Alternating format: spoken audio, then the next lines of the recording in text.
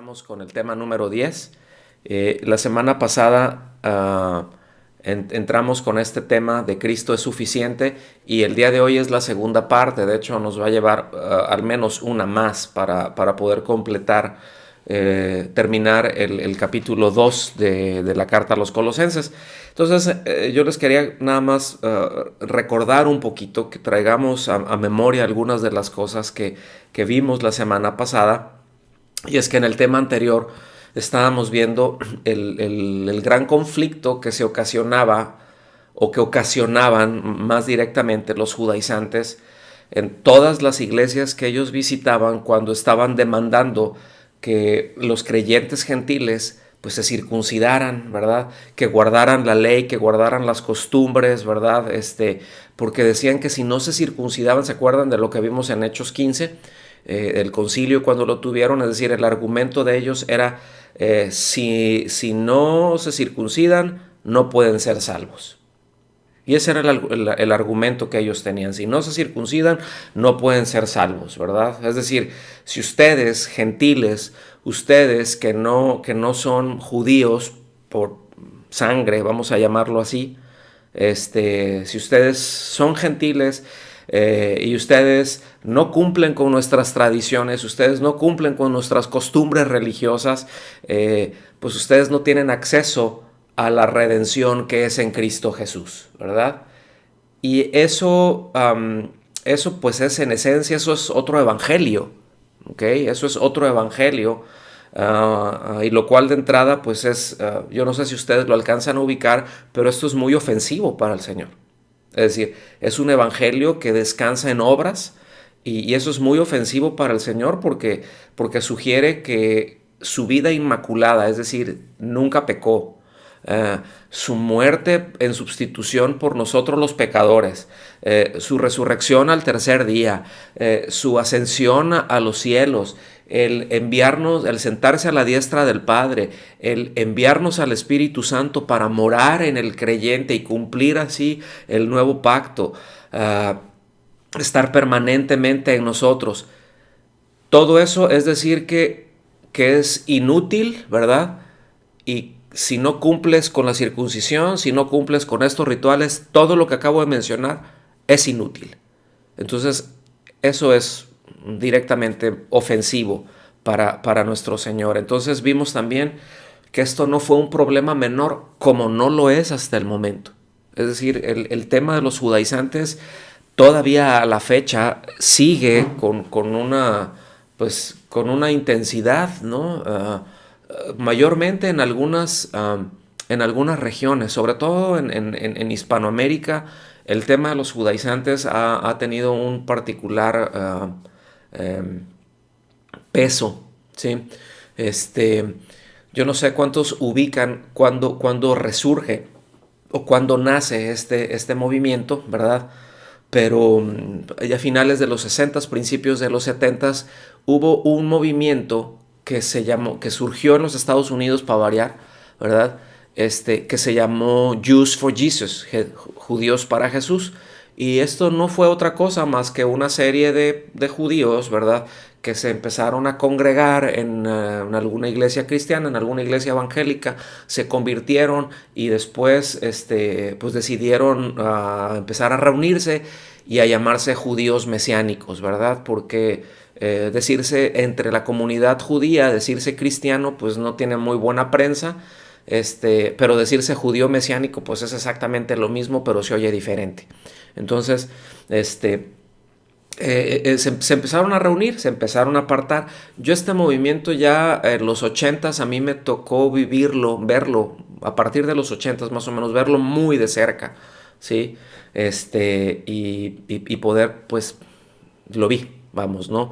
Entonces vi ya toda la parafernalia que se fue dando, pero déjenme nada más acotar esto antes de entrar un poquito ya más en el tema, es para que podamos tener, aunque sea una pizca más de contexto en cuanto a qué se trataba esto de Jews for Jesus y este movimiento que se fue dando y que terminó en una degeneración, porque eso es lo que termina ocurriendo, ¿sí? Han habido distintas degeneraciones del Evangelio, ¿verdad? Uno de ellos es la parte judaizante, actualmente otra parte es el tema de la prosperidad, el Evangelio de la prosperidad, y otras desviaciones, ¿no?, que andan por ahí, pero más en particular en el movimiento de Jews for Jesus o de judíos por Jesús,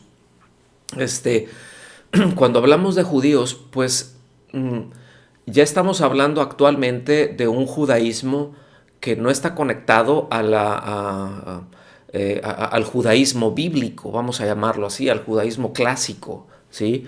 Es decir, la gran mayoría de los judíos que viven ahorita tanto en Estados Unidos como en Europa como en el resto de Latinoamérica no tienen una conexión con el judaísmo salvo por circuncidarse y por guardar una cierta, lo que es la dieta kosher, que tiene más que ver con una dieta talmúdica. Eso lo vamos a ver la semana que entra. Hoy no nos va a alcanzar el tiempo, pero que tiene más que ver con una dieta talmúdica, ¿verdad? O sea, con el Talmud y no con la Biblia. Vamos a hablar acerca de eso también.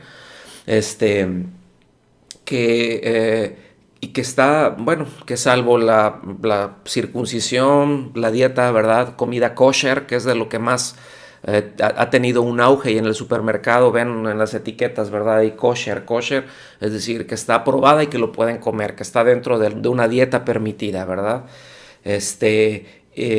Con eso, con el guardar ciertas fiestas, ciertas celebraciones, y que ni siquiera son las clásicas, pero bueno, son algunas tradiciones y no está mal, pero el hecho de guardarlas y también pues el bar mitzvah, ¿no?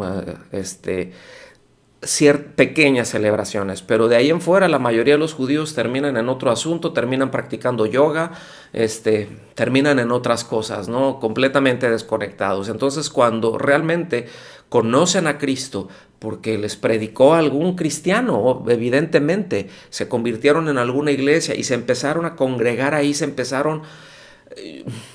no quiero decir solamente a congregar, pero es que se empezaron a segregar. O sea, otra vez es como que nosotros los judíos y llegamos y tenemos nuestro Shabbat y dejamos de reunirnos en domingo y nos empezamos a reunir en viernes, ¿verdad? Porque, o sea, el viernes en la tarde cuando empieza el Shabbat, porque claro, es más espiritual, porque dice aquí que eso es cuando nos tenemos que reunir, etcétera. Todas estas cosas, toda esta base que estoy poniendo es solamente para que veamos de dónde vienen este tipo de cosas, y de ahí, bueno, de repente le sale alguno que es más judío que Abraham, aunque Abraham no era judío.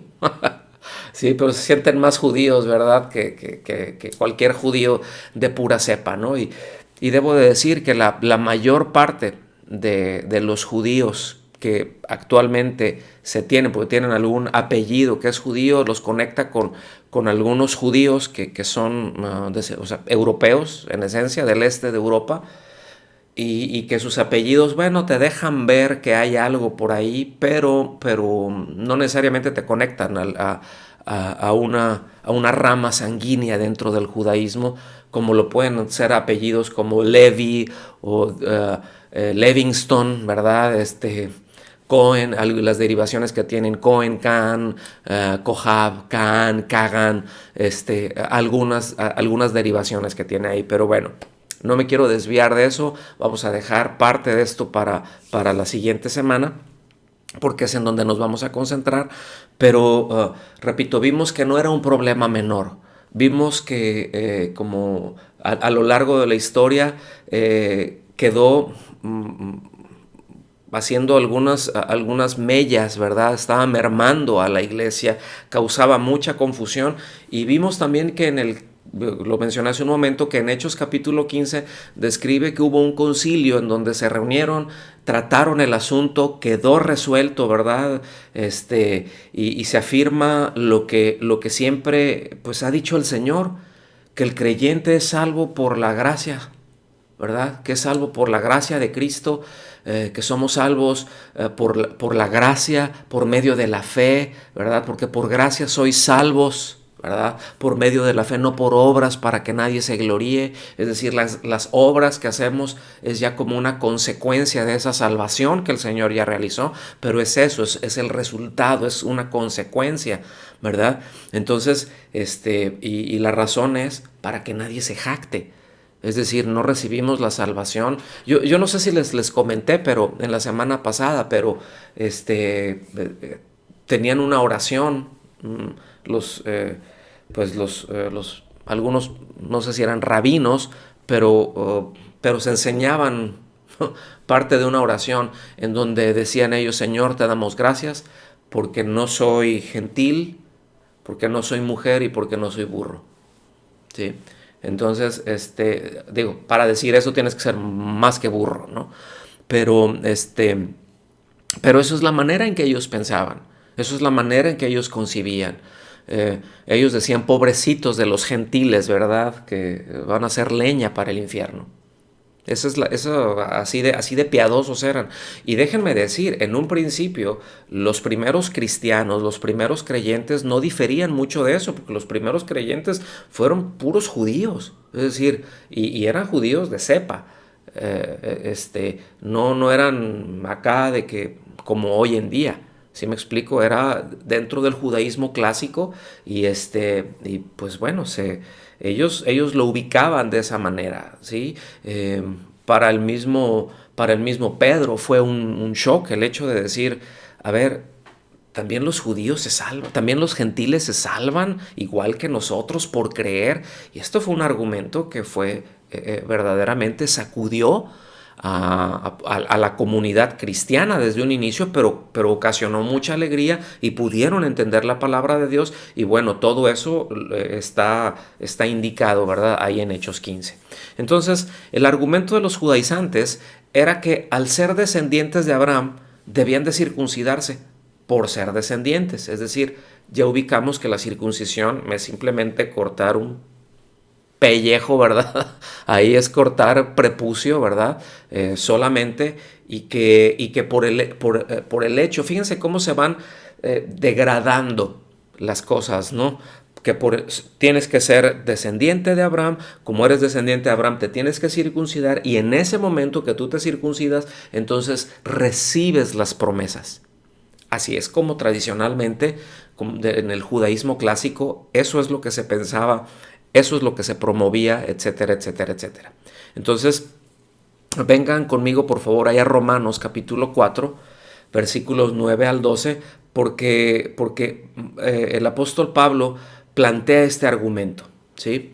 En lo que llegan ahí a Romanos capítulo 4, les recuerdo que el primer escrito del apóstol Pablo fue la carta a los Gálatas, y que precisamente el punto principal de la carta pues era defender la pureza del evangelio, ¿sí? Ya lo vimos eso la semana pasada, y hace una aclaración muy precisa con respecto a Abraham, y posteriormente él escribió la carta a los romanos, en donde en esencia expande todo lo que está en Gálatas, de principio a fin. Bueno, ya en Romanos, ¿verdad? Hay quienes le han llamado la columna vertebral del cristianismo, y como tratado teológico es lo más completo que hay, ¿sí? Como un tratado teológico, la carta a los romanos es lo más completo que hay. Y en su momento, con el favor de Dios, entraremos a estudiar con todo detenimiento, y nos va a llevar un par de años estudiar la carta a los romanos, créanme. Entonces, bueno, él empieza, ¿verdad?, a desarrollar en la carta a los romanos. Les empieza a decir: bueno que son judíos, ¿verdad? Y qué bueno que recibieron la ley, qué bendición, pero son responsables y no son distintos de los gentiles, nos salvamos de manera igual, etcétera, etcétera, etcétera. Y en Romanos, en el capítulo 4 en particular, hace una aclaración que literalmente desmembra el argumento que tenían los judaizantes para promover el judaísmo dentro de la iglesia. ¿Sí? Dentro como cristianismo, como si el cristianismo viniera a cumplir el judaísmo. De hecho, hay quienes mencionan eso, dicen: no, es que el cristianismo es un verdadero judaísmo. No, judaísmo es una cosa y cristianismo es otra cosa. ¿Sí? Israel es una entidad, es un ente. La iglesia es un ente distinto, no es lo mismo. La iglesia no sustituye a Israel, esto lo he mencionado ya y lo seguiré mencionando, pero la iglesia no sustituye a Israel, aunque hay teologías que han desarrollado con eso, pero textualmente no es eso, ¿no? Entonces déjenme leerles Romanos capítulo 4 a partir del versículo 9. Póngame atención, estamos poniendo una base para lo que vamos a ver. Dice, es pues esta bendición, es decir, la salvación que es en Cristo, es pues esta bendición solo para los circuncisos, es decir, para los que se han circuncidado, o también para los incircuncisos, ¿sí? O para los gentiles. Dice, porque decimos, a Abraham le fue contada por justicia.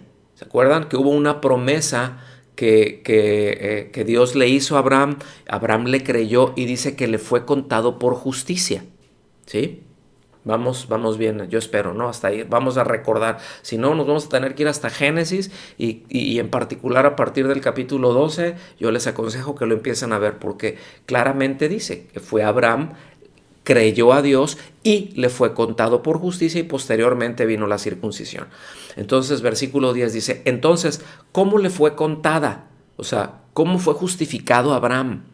¿Cómo fue justificado por Dios Abraham? ¿Siendo circunciso o incircunciso? Dice, no siendo circunciso, es decir, no se había hecho la circuncisión cuando fue justificado. Dice, sino siendo incircunciso. Y recibió la señal de la circuncisión como sello de la justicia de la fe que tenía mientras aún era incircunciso. O sea, la circuncisión, lo que quería decir, ¿verdad? Cuando Dios le dijo circuncídate, solamente es una señal de que cuando estabas incircunciso, yo te redimí, yo te justifiqué, ¿sí? Fue contada por justicia, dice, a fin de que la justicia también a ellos le fuese, le fuese circunciso, para que fuera padre de todos los que creen sin ser circuncidados. O sea, no es de que, he creído, entonces, porque esta es otra línea, son otras enseñanzas que también tienen. Es que como tú creíste, lo que pasa es que todos los que creyeron, pues son literalmente del pueblo de Dios, son literalmente descendientes de Abraham y son literalmente descendientes, creo que de Efraín. ¿Sí? Que salió y los que se fueron y te empiezan a trazar unas líneas genealógicas ahí que no tienen ningún sustento y que de hecho el apóstol Pablo le dice a Timoteo, no te enredes en esas cosas. Eso es pérdida de tiempo. No pierdas tiempo en fábulas, en genealogías. ¿Sí? Es decir, hay cosas, una fábula, hay cosas que tienen rasgos de verdad, pero hay otras cosas que no tienen nada que ver con la realidad. Entonces no pierdas tiempo en eso, no te metas en eso. ¿Sí? Y actualmente hay seguimos.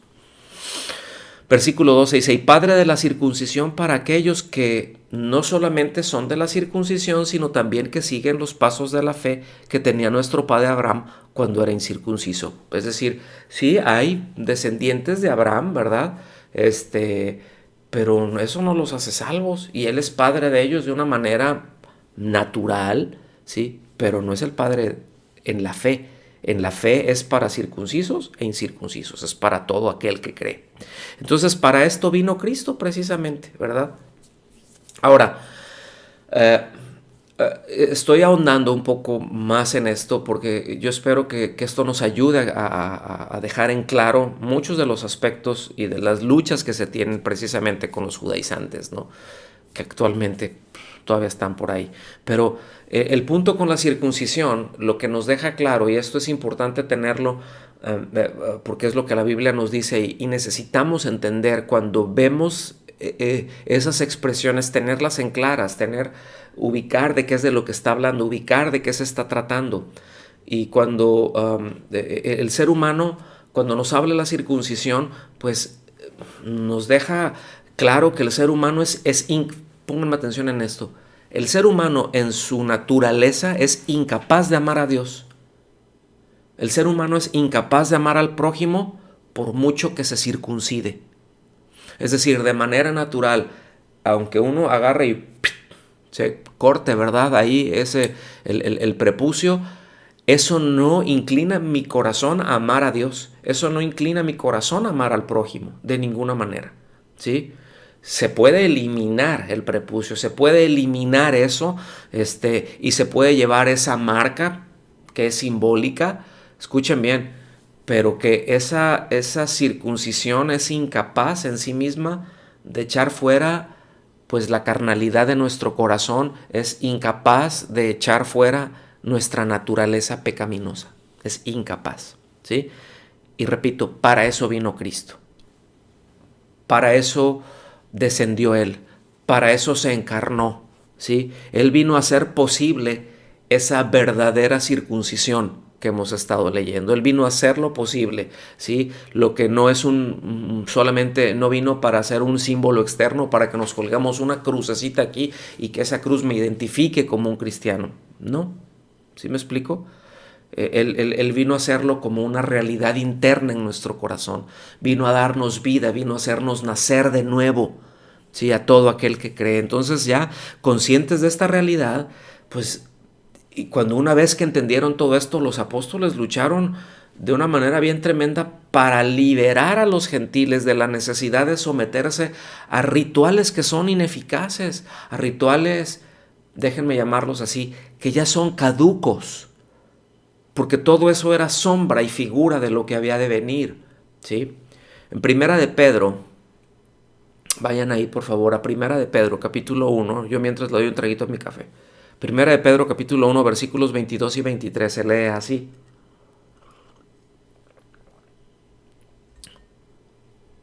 Puesto que en obediencia a la verdad habéis purificado vuestras almas. Fíjense bien, no es por haberse circuncidado, es por haber obedecido el Evangelio.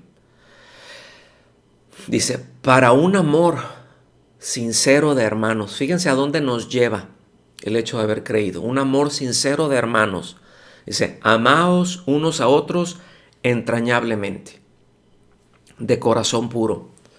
Dice, pues habéis nacido de nuevo. O sea, ¿por qué nos vamos a amar? ¿Por qué nos podemos amar de una manera pura, entrañable? ¿Por qué nos podemos amar así?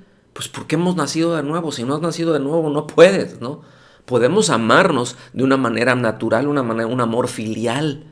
Pero aquí nos está llevando a otro nivel. Dice, porque habéis nacido de nuevo, no de una simiente corruptible, sino de una incorruptible, es decir, mediante la palabra de Dios que vive y permanece para siempre. Qué maravilla.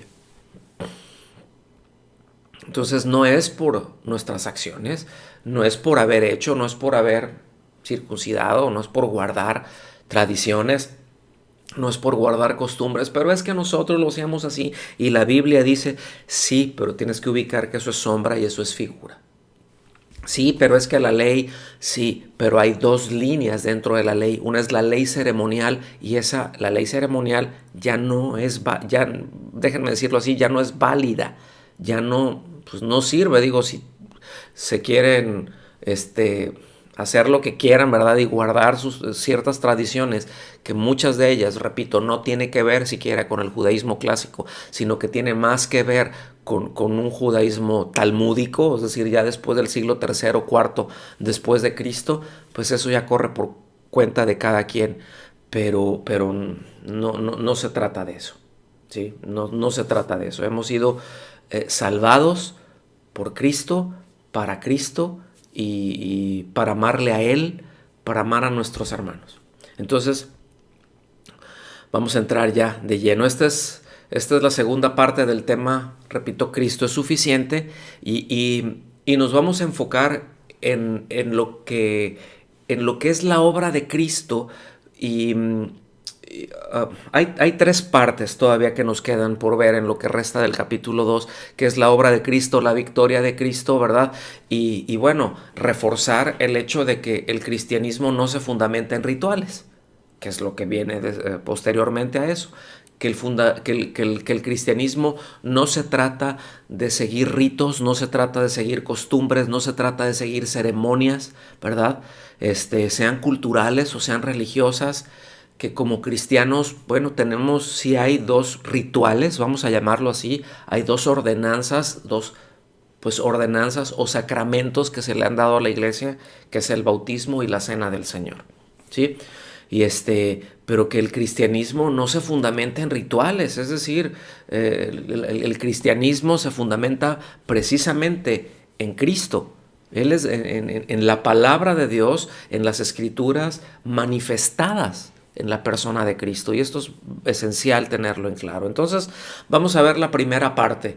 Y con eso vamos a cerrar el día de hoy, ¿verdad? Ese es el tema en donde nos vamos a centrar, esta primera parte, su obra, lo que Él consiguió para nosotros, ¿verdad?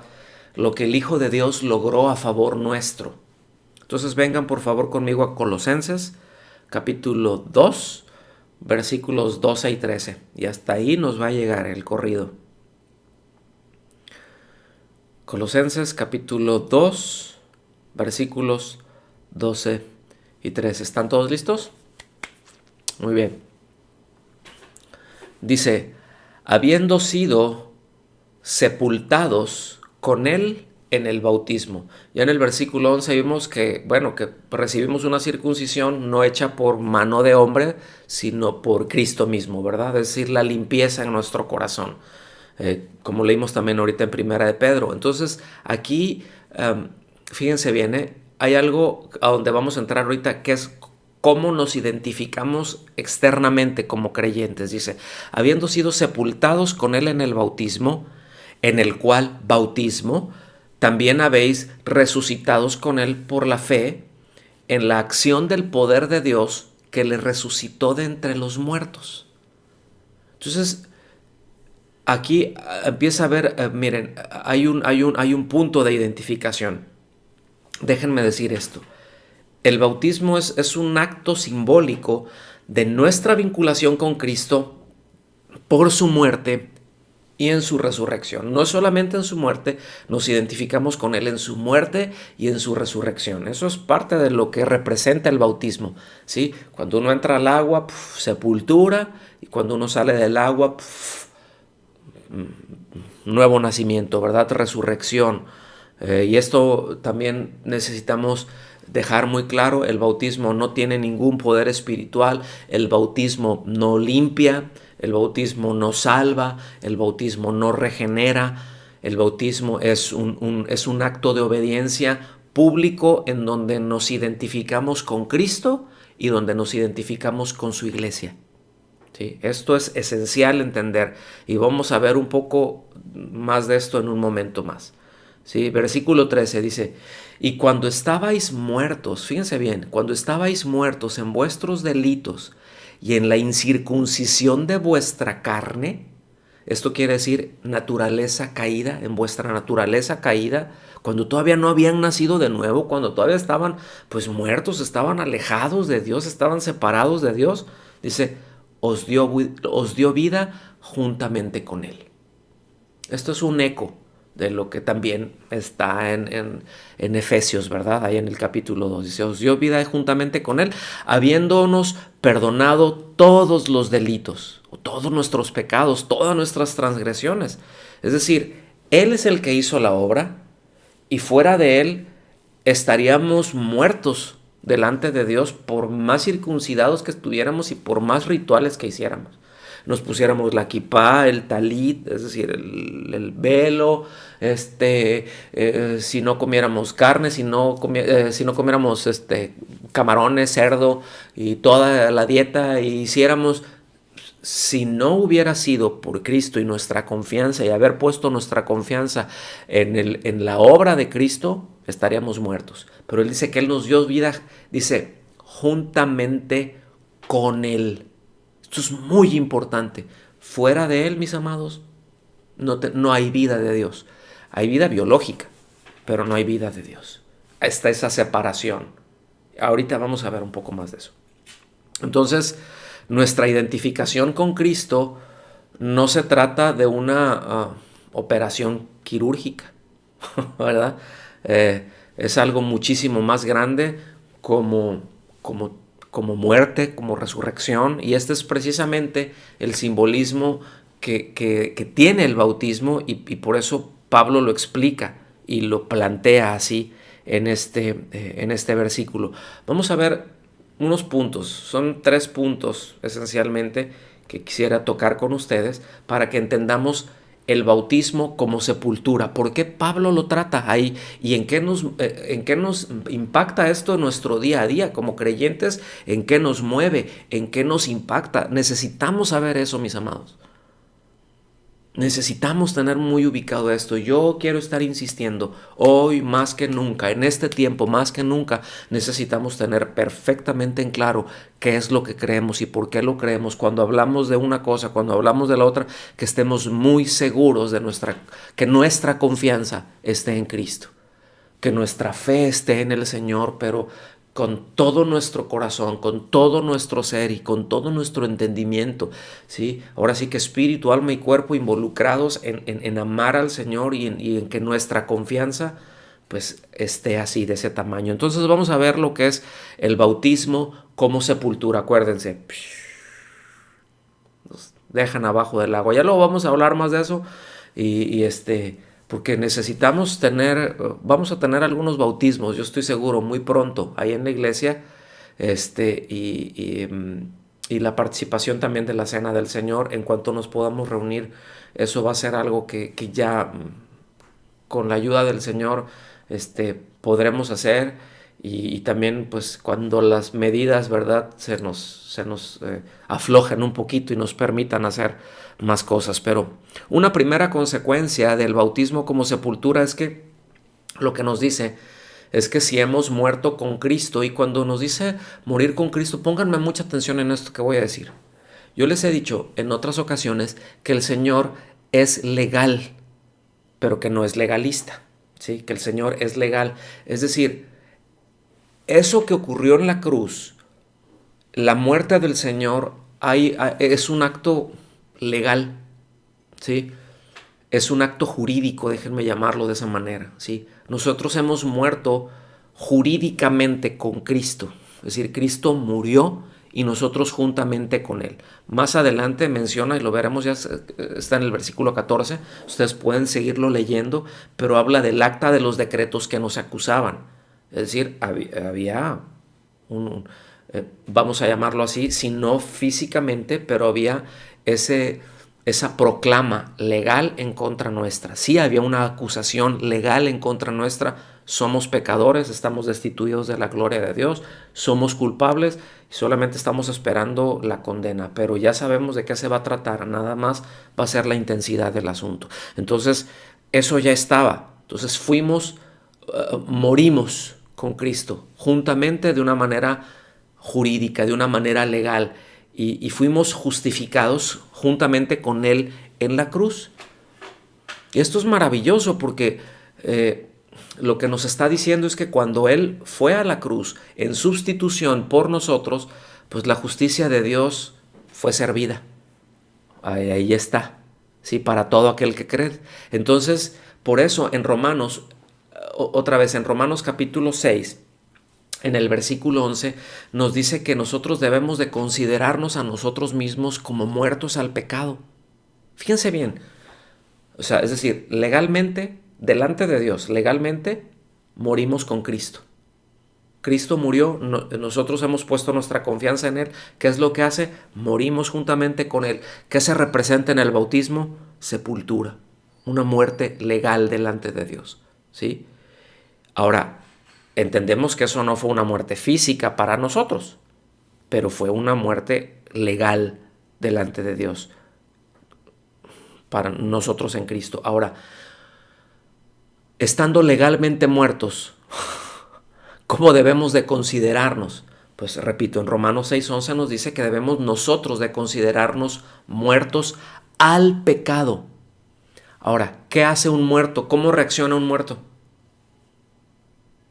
Pues no reacciona así, o así, como sea, ¿no? Como haya quedado. Pero un muerto no reacciona. ¿Qué es lo que nos está diciendo? Bueno, teniendo el entendimiento que hemos muerto en Cristo, nosotros debemos de tener la determinación de estar muertos al pecado, es decir, de no reaccionar al pecado, porque el pecado ahí está, o sea, está en nuestra carne, que es el asiento del pecado, porque no ha sido glorificada. Es Es decir, físicamente no hemos muerto, no hemos sido resucitados, no hemos sido glorificados. Y tenemos una tendencia a nuestra carne, ¿sí? La carne tiende a pecar. Dice, no reaccionen, no reaccionen. Así es como debemos de considerarnos, ¿sí? Entonces, debido a que Cristo murió en mi lugar, ¿qué es lo que yo tengo que hacer? Pues contarme como muerto en cuanto a mi vida egoísta, en cuanto a mi vida pecaminosa, porque ahora vivo para Él. Y como estoy viviendo para Él, yo ya no puedo estar reaccionando igual que en el mundo, porque yo ya legalmente he muerto delante de Dios. Todo eso lo está diciendo el apóstol Pablo. ¿Sí? Una segunda consecuencia es que pues tenemos que esforzarnos también en hacer morir, ¿verdad? Y eso lo vamos a ver más adelante, ahí mismo en Colosenses, pero en el capítulo 3 habla hacer de esto, habla hacer morir en la práctica, ¿verdad? Aquello que ya está muerto en términos jurídicos, es decir, día a día yo me tengo que esforzar y yo tengo que despojarme de hábitos y tenemos que identificar hábitos que no glorifican a Dios. Hábitos que muchas veces, miren, hay hábitos que son inocentes, vamos a decirlo así, que son neutrales, pero hay hábitos que implican una moralidad, hay hábitos que implican una falta, y que muchas veces ni siquiera lo ubicamos nosotros, pero gracias a Dios porque tenemos su palabra y porque podemos ir ahí y ahí nos enseña, entonces ya podemos ir nosotros ajustando. Por eso dice, haced morir en vosotros todo lo terrenal. ¿Sí? O sea, está en nosotros, pero tenemos que estar luchando y eso es algo que nosotros tenemos que tener presente. ¿Sí? Viene el bautismo, tengo que estar practicando esto, ¿verdad? Bueno, sí, ya sabemos que hemos sido justificados pues por la fe, tenemos paz para con Dios, ya hemos sido justificados, ya hemos sido redimidos, pero debemos de desechar nuestra antigua manera de vivir. El apóstol Pedro menciona esto, dice, desechen toda inmundicia, toda truanería, toda maledicencia. Ahora sí que saquen la basura, pero ustedes la tienen que sacar, ¿sí? Son responsabilidades que nosotros tenemos como creyentes. O sea, sería maravilloso, mis amados, que en el momento en que nosotros hemos creído, ¿verdad? Alguien vino, oró por nosotros y que ya no tenemos ninguna tendencia a pecar, que ya no voy a hacer ningún coraje, ¿verdad? Y ya no voy a reaccionar y ya no voy a tener esta tendencia y ya no voy a... No, o sea, va a ser una chulada. Apenas voy a tocar el piso cuando camine. No, no, no, no, no. No es así. ¿Sí? O sea, esto no es así, esto no va por ahí definitivamente, ¿no? Entonces, hay un trabajo que nosotros tenemos que estar haciendo, es sacando la basura. Yo creo que todos sacamos la basura de nuestra casa. ¿Qué pasaría si dejamos toda la basura ahí en casa? En particular con los desechos orgánicos. ¿Verdad? Pues bueno, esa es la temperatura, aquí no está tan mal, el frío ayuda a que no se descomponga. Pero se descompone y con el tiempo empezaría a oler mal y acarrearía problemas y ¿saben qué? Miren, ese es el problema luego con muchos creyentes, ¿eh? Déjenme ponerlo así. Ese es el problema luego con muchos creyentes, que pues no sacan la basura, no sacan su basura. Y cuando me estoy refiriendo a esto, es ese trato que tenemos con Dios y ese trato que Dios tiene con nosotros, en donde dices, esto no tiene lugar en mí, no debe de tener lugar en mi corazón. Lo saco, Señor, perdón por esto, y lo hago a un lado y mantengo, ahora sí que como dice el proverbio 27.354, con un ojo al gato y con otro al garabato, y saco de mí aquellas cosas que yo sé que ofenden a Dios y tengo que estar pendientes de ellas y sigo caminando, pero tengo que estar pendientes de esas cosas que yo sé donde yo tengo una tendencia que me puedo ir para allá y ofender al Señor y ofender a los suyos, porque miren mis amados, esto lo tratamos creo cuando estábamos viendo en lo del cafecito, ¿sí? Cuando nosotros pecamos, cuando nosotros no desechamos, Cuando nosotros, es decir, cuando nosotros no sacamos la basura, esas cosas que estorban, que interrumpen mi comunión con Dios, no solamente se interrumpe mi comunión con Dios, se interrumpe mi comunión con la iglesia, se interrumpe mi comunión con los hermanos. Esto es muy importante que lo tengamos claro. Entonces, miren, por eso cuando alguien anda en su rollo y puede haber nacido de nuevo, puede ser, puede amar al Señor, pero estar batallando, estar enredado con cosas, ¿sí? Por eso necesitamos nosotros ser sensibles y como dicen Gálatas, ¿no? Que ustedes que son espirituales, ustedes que tienen un mayor grado de madurez, desenreden al hermano que quedó o a la hermana que quedó atrapado en alguna práctica, en algún pecado. Ayúdenlo a desenredarse, ¿sí? Pero nosotros tenemos que ubicar que cuando yo estoy enredado en algo así, aunque ame a Dios y que pues mi salvación, mi salvación está segura en Cristo, porque la salvación no la logré yo, la logró Él para mí, para nosotros los que hemos creído, y Él es el que la preserva. Y ahí estamos seguros. Pero lo cierto es que mi comunión se interrumpe. Si yo ando en desobediencia, mi comunión se interrumpe. Y se interrumpe también mi comunión con la iglesia, mi comunión con los hermanos. Y díganme si no, pero una de las cosas que ocurren es que si yo, al yo tener fracturada mi comunión con el Señor, termino después apartándome de los hermanos. Y me voy haciendo un ladito y me voy haciendo un ladito. ¿Y cómo estás? Bien, Dios te bendiga. No se nos olvida el cristiañol, por supuesto. No se nos olvida el vocabulario, ¿verdad? Pero, y ahí lo tenemos, pero nos vamos alejando y andamos acá y nos enfriamos. Y qué difícil es empezar. Pero qué bueno es Dios que nos ayuda a restaurar nuestra comunión con Él. Sigo en la misma línea, O sea, sigo en la misma línea del bautismo como sepultura, porque esas, escuchen bien, son cosas por las que oramos y por las que oramos siempre que nos reunimos, ¿cierto? Estamos orando por los hermanos que se han apartado de la comunión con Cristo, porque se apartan de la comunión con Cristo y se apartan de la comunión con la iglesia. Entonces, esto es algo, el habernos identificado con Cristo en su muerte, es estar recordando esto, ¿verdad? Que tengo que ir disminuyendo en efectos prácticos, ¿verdad? Las cosas que no están bien delante de Dios, ¿verdad? Y que la vida de Cristo y el carácter de Cristo se va a ir formando y va a ir tomando cada vez un mayor espacio en nosotros y cada vez iremos manifestando más a Cristo, tanto estemos pendientes otra vez.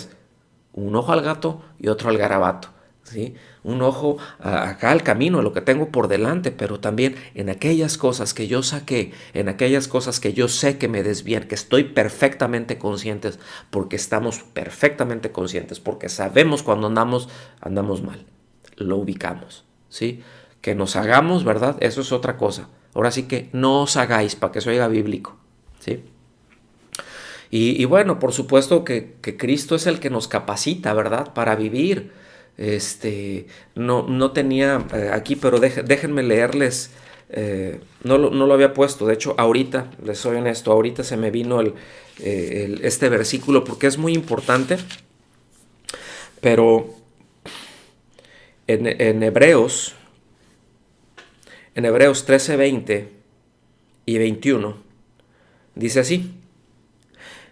Y el Dios de paz, que resucitó de los muertos a nuestro Señor Jesucristo, el gran pastor de las ovejas, por la sangre del pacto eterno, os haga aptos en toda buena obra para que hagáis su voluntad, haciendo Él en vosotros lo que es agradable delante de Él por Jesucristo, al cual sea la gloria por los siglos de los siglos. Amén. Es decir, el que hace lo que es agradable para Él por medio de Jesucristo en nosotros, pues ahí está. No es nuestro esfuerzo, aunque tenemos que esforzarnos, pero no somos nosotros quienes logramos las cosas. No sé si me estoy dando a entender con esto. Es de pe a pa, es una obra de Cristo, pero nosotros tenemos que estar vigilando. Y en esa obra que el Señor está haciendo en nosotros, precisamente es cuando vamos obedeciendo. De eso se tratan esas buenas obras que el Señor ha preparado de antemano para que nosotros andemos en ellas. y estamos caminando en esas cosas que Él preparó, pero estamos pendientes. Estamos pendientes de aquello que yo sé que tengo que estar sacando, estamos pendientes de aquello que tenemos que estar desechando, pero estamos avanzando y estamos caminando en aquello que el Señor prepara para nosotros. Y eso no es otra cosa que una vida de obediencia, mis amados. Y conforme vamos avanzando, pues en ese proceso de santificación, pues el Señor nos va limpiando, nos vamos pareciendo más a Él, el carácter de Cristo se va formando, vamos creciendo, vamos madurando. ¿Me doy a entender? Bueno, qué importante es que ubiquemos el bautismo como muerte. Ahora, repito una vez más, el bautismo por sí mismo, que nos peguen un remojón, ¿verdad? Que nos sumerjan en el agua, no vamos a salir más power, ¿eh? No vamos a salir más espirituales, ¿sí? No es de que luego sales y wow, ya todo un campeón. No, no, no, no, no. Eso es día a día. Eso fue un testimonio público nada más. Y vamos a hablar más acerca de eso. Vamos a ver también ahora, porque lo trata aquí el bautismo como resurrección. ¿Sí? Déjenme ver cómo voy de tiempo. Ok, el bautismo como resurrección. Es decir, con Cristo no solamente morimos legalmente, judicialmente, ¿sí? O sea, no solamente morimos con Él, sino que también resucitamos a una vida nueva, ¿sí? Que el Espíritu Santo nos da la habilidad para vivir de acuerdo en agrado a Dios, como nosotros lo acabamos de mencionar, lo leímos ahorita en Hebreos 13, 20 y 21, ¿verdad? Esa vida que, como dice aquí en Colosenses, es digna de Cristo, para que andéis dignos, para que vuestro andar sea digno del Señor, es decir, como Él merece, como corresponde a un creyente. ¿Cómo tenemos que vivir? Como es digno. ¿Qué es ser digno o como es digno? Es que yo soy muy digno. No, es como corresponde, como debe de ser a un creyente, como corresponde a Cristo. ¿Cómo lo haría Cristo? Así tenemos que hacer nosotros. ¿Cómo viviría el Señor? Así debemos de vivir nosotros, ¿sí? Entonces, repito, el bautismo no solamente simboliza nuestra sepultura, pero también nuestra resurrección. Por eso dice, en el cual habéis resucitado. O sea, han recibido esa vida. Ya, morimos, pero recibimos la vida de Dios. ¿Sí? Acuérdense, Juan 3:16, qué importante es ese texto. No es nada más, es que es para evangelizar ahí. Porque de tal manera amó Dios al mundo, y a veces lo leemos muy, muy ligero. Es porque de tal manera, o sea, un amor tan grande, amó Dios al mundo, amó a la humanidad, ahí se refiere a eso. No se refiere a unos cuantos, es a la humanidad. ¿Sí? De tal manera amó Dios al mundo que ha dado, ¿sí? No es ha pedido, es ha dado. Él ha puesto a su Hijo unigénito, al amado del cielo, a lo más precioso, ¿sí? Para que todo aquel que en Él cree no se pierda, más tenga vida eterna. Vida eterna no está diciendo para que todo aquel cuando se muera se vaya al cielo. No, es para que tenga vida eterna, la vida de Dios. Es esa cualidad de vida, ¿sí? Y ya todos lo podemos ubicar perfectamente eso, ¿sí? Todos lo podemos ubicar eso.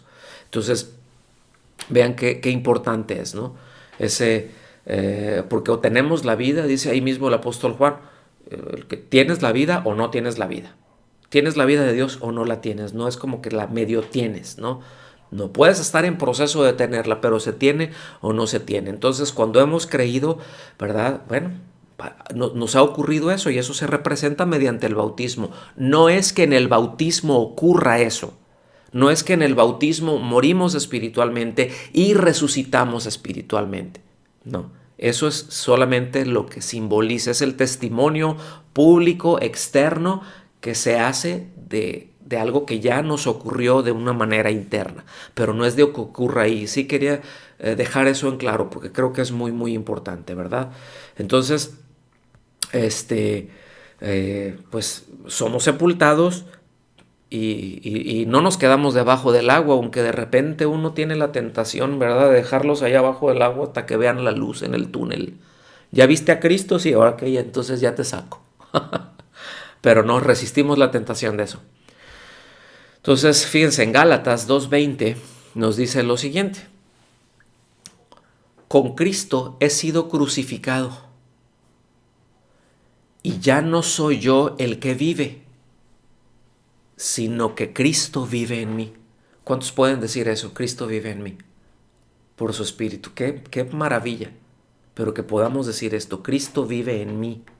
Dice, y la vida que ahora vivo en la carne, o sea, en este cuerpo, la vida que ahora vivo en esta carne, la vivo por fe en el Hijo, es decir, ¿cómo la estoy viviendo? Mi confianza está puesta en el Hijo de Dios. Esto que estoy viviendo ahorita yo ya lo vivo confiando en el Señor, el cual me amó y se entregó a sí mismo por mí. Estamos viviendo para el Señor, vivimos para el Señor, ¿sí?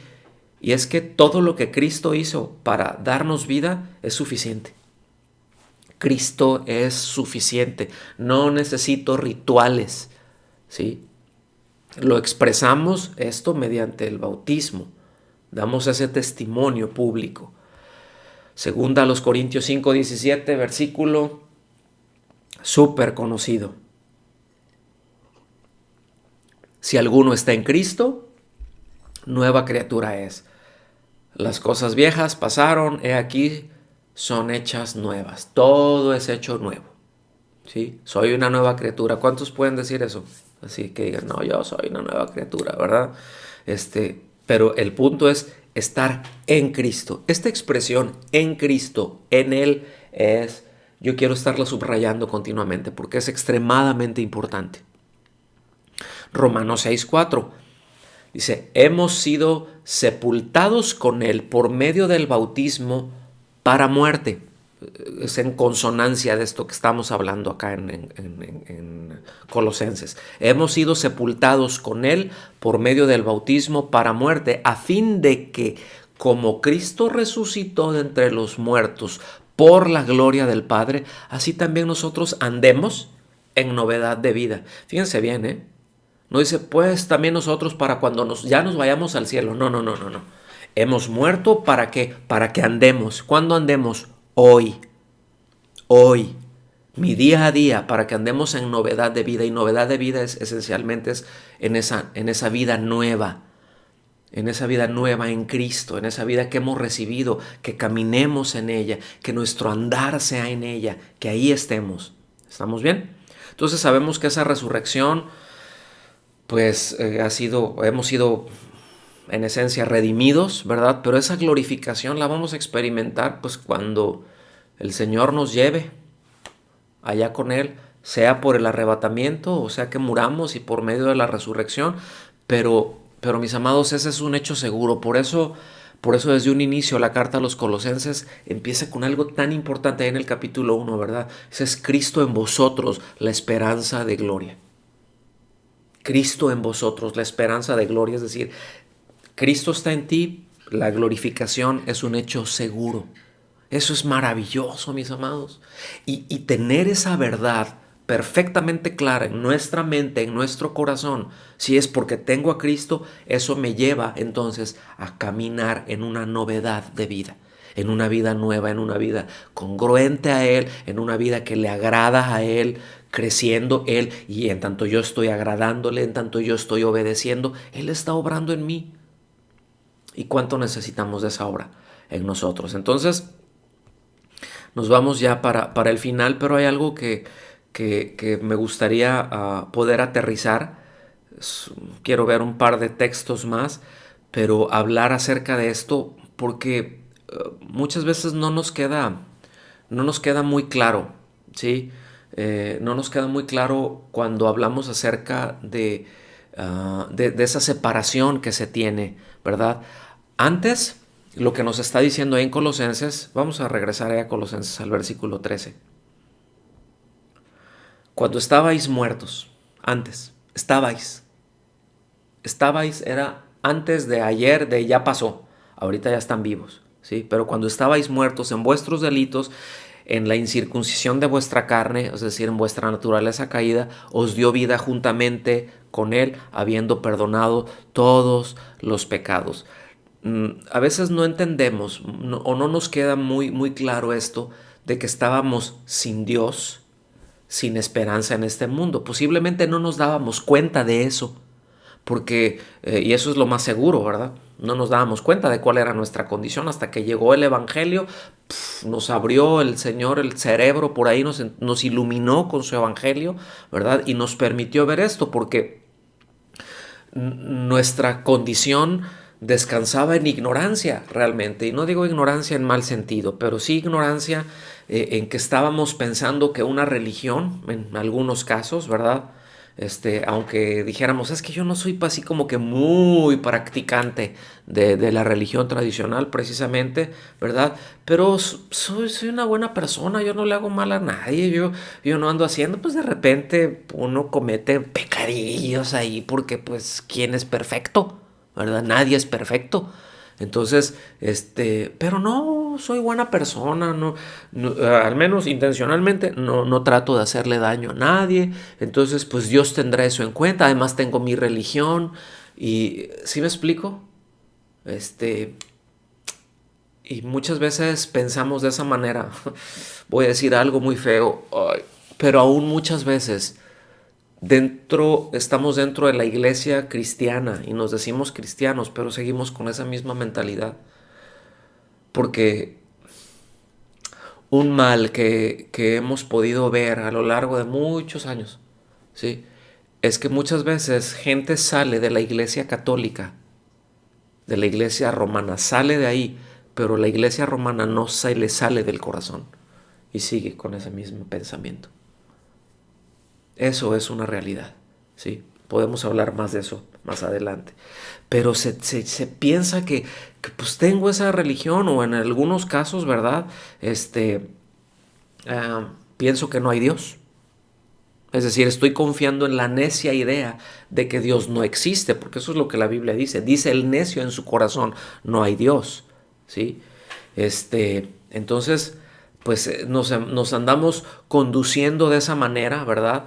Y pensamos que estamos bien, no nos damos cuenta de la absoluta separación que tenemos delante o de Dios, y que de esa absoluta separación de la fuente y del autor de la vida, ¿sí? Nos dice que estábamos despojados, desprovistos, ¿verdad? Porque eso fue lo que hizo el pecado, despojarnos.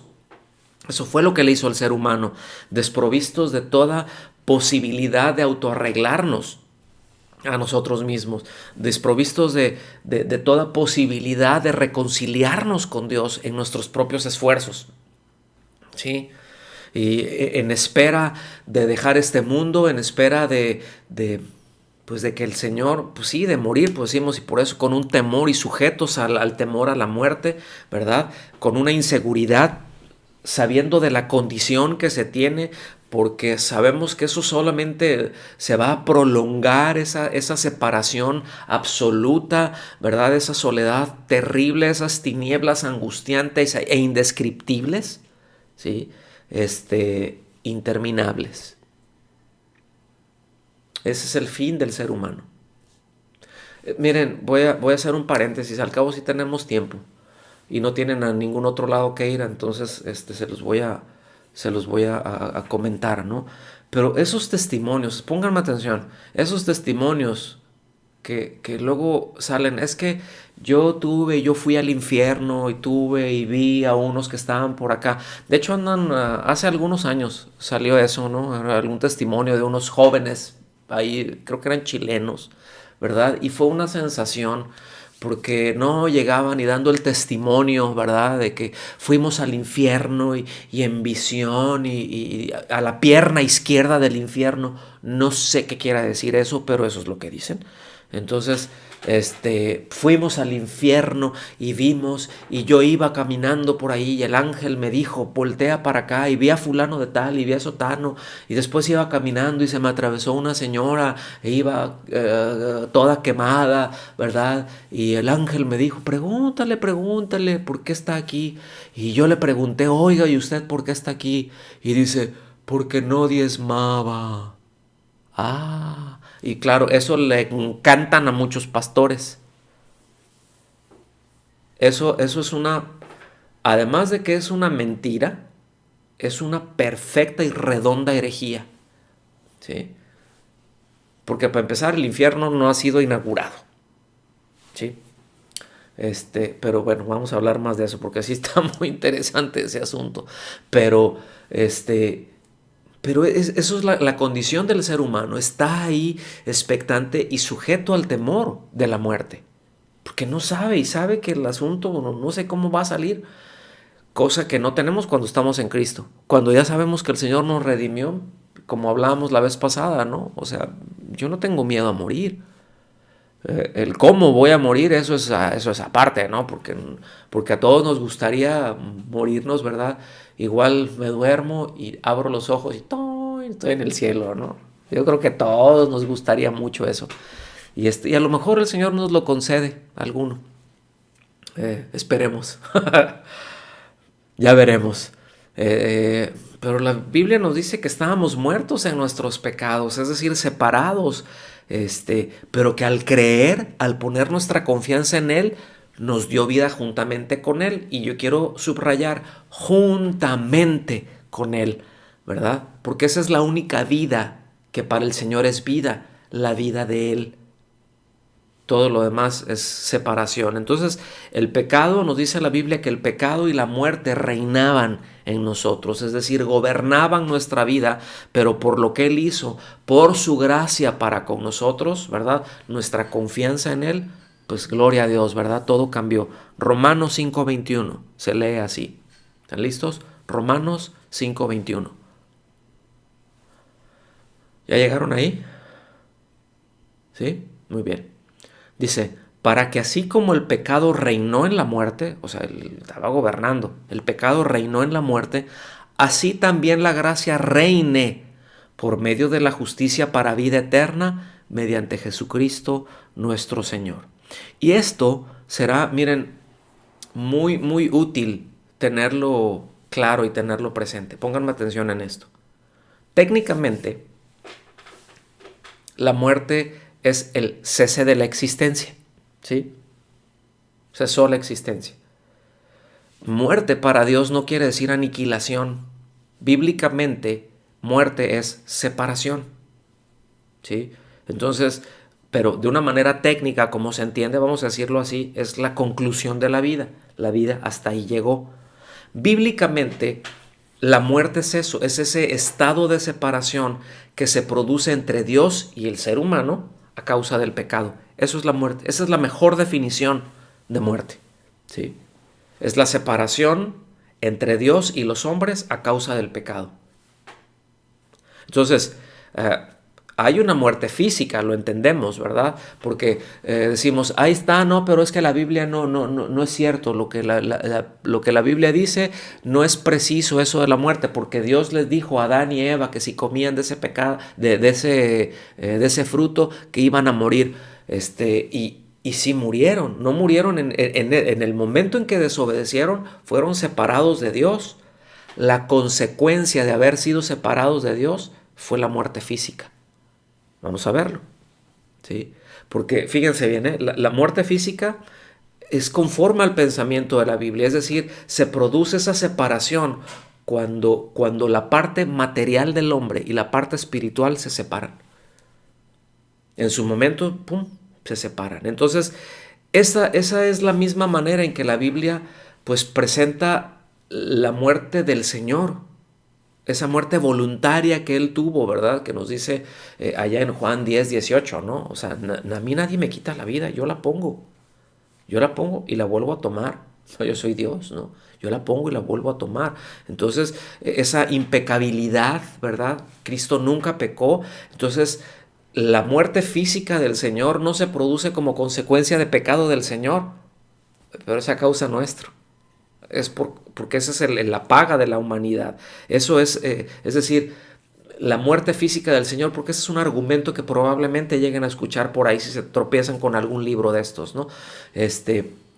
O sea, si lo ven, pues, ¿no? Si lo llegan a ver o en algún momento algo de lo que lleguemos a estudiar por ahí, pero dicen, no, es que es la evidencia, o sea, de que Cristo, como dejó de ser Dios y se hizo hombre, pues tuvo que morir como hombre, porque dejó de ser Dios y a causa del pecado, pues Él murió. Sí, a causa del pecado murió físicamente, nunca dejó de ser Dios, nunca dejó su divinidad, ¿sí? Y esa muerte, esa separación que tuvo, no fue a causa de él, fue a causa del pecado de Adán, fue a causa del pecado hacia la humanidad, ¿sí? Por lo tanto, la muerte física es consecuencia de la muerte espiritual, que es común para todos los hombres. Y termino con esto. Romanos 3, del 22 al 24. Vayan por favor allá, Romanos capítulo 3. Es un pasaje muy conocido, pero con esto vamos a concluir el día de hoy. Y en lo que encuentran ahí, en lo que llegan allá a Romanos 3, a partir del versículo 22, es que nosotros entendamos cómo estábamos, mis amados, separados de Dios. Bueno, pues sí, el ser humano, efectivamente, pues igual y no todos moriremos, dependiendo, ¿verdad? Si el Señor viene antes, no todos moriremos. Pero si el Señor no viene, pues moriremos, porque esa es la consecuencia del pecado, ¿sí? Pero no nos dejará ahí, porque al ser glorificados, pues nos va a dar un cuerpo como el de Él, ¿sí? Vamos allá a Romanos, capítulo 3, versículo 22, dice, es decir, la justicia de Dios por medio de la fe en Jesucristo para todos los que creen. ¿Para quiénes? Para todos los que creen. Dice, porque no hay distinción, y en esto aquí se refiere distinción entre judío y gentil, ¿sí? Entre judíos y griegos, entre judíos y griegos. O sea, se está refiriendo a eso. No hay esa distinción, no existe esa distinción. Versículo 23. Por cuanto todos pecaron y no alcanzan la gloria de Dios.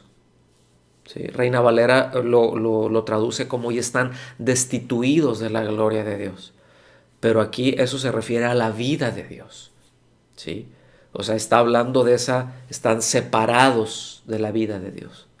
De eso está refiriendo. No está diciendo por cuanto todos pecaron, no van al cielo. Bueno, esa es una consecuencia, pero estamos separados. El pecado separa, hay que tener eso en mente, por favor. El pecado separa, ¿sí? Muerte es la separación entre Dios y el hombre a causa del pecado. Y por cuanto todos pecaron, todo el ser humano está separado de Dios. Pero esa separación, vamos a decir, se termina en el momento en que creemos en Cristo. Y gloria a Dios por eso. Yo espero que con esto, híjole, continuamente. Eso es un motivo porque todos los días le digamos, Señor, gracias, ¿verdad? Porque antes estaba separado de ti, estaba muerto, estaba desprovisto, vivía sin Dios, sin esperanza en este mundo, ¿sí? Ahora sí que mi esperanza era cero. Mi esperanza era nada. Existir, ¿sí? Versículo 24.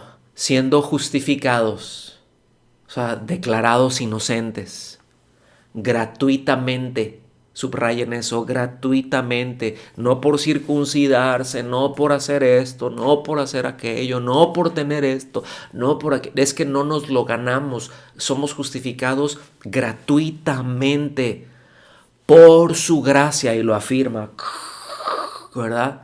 Lo subraya y por su gracia, por medio de la redención, es decir, el pago que Cristo hizo a favor de nosotros, ese que es en Cristo Jesús.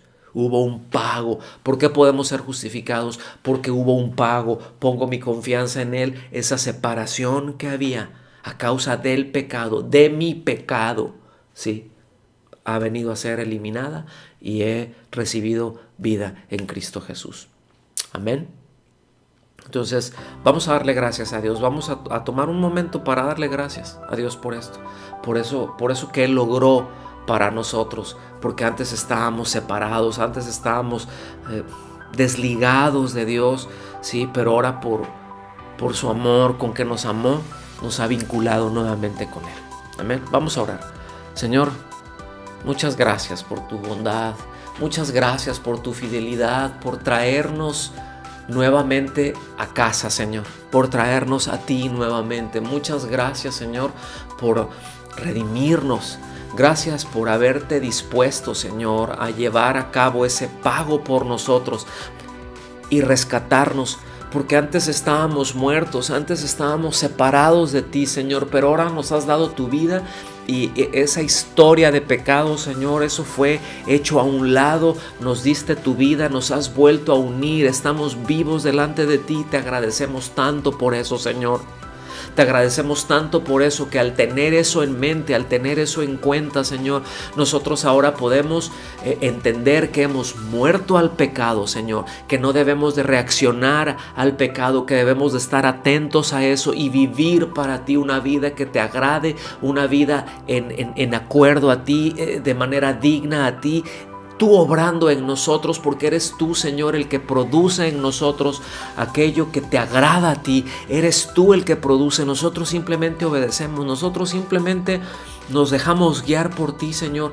Y ahí vamos, y tú nos estás llevando a vivir vidas que te agraden, vidas que te manifiesten a ti. Y eso es lo que queremos hacer.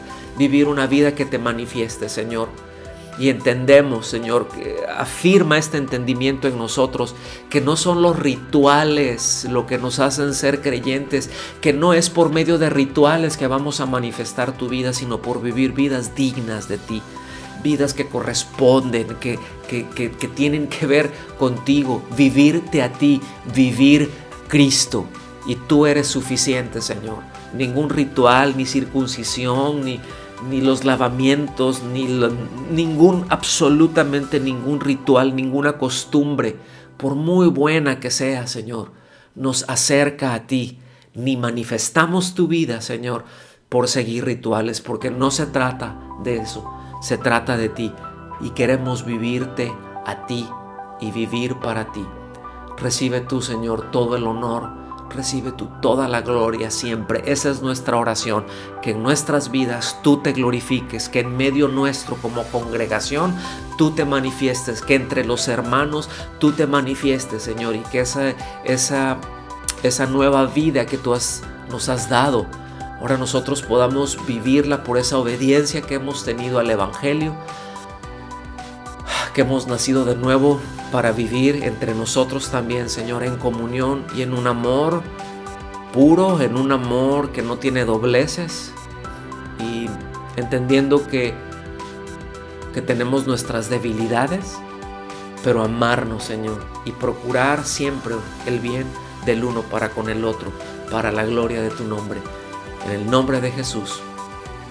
Amén. Amén. Aleluya.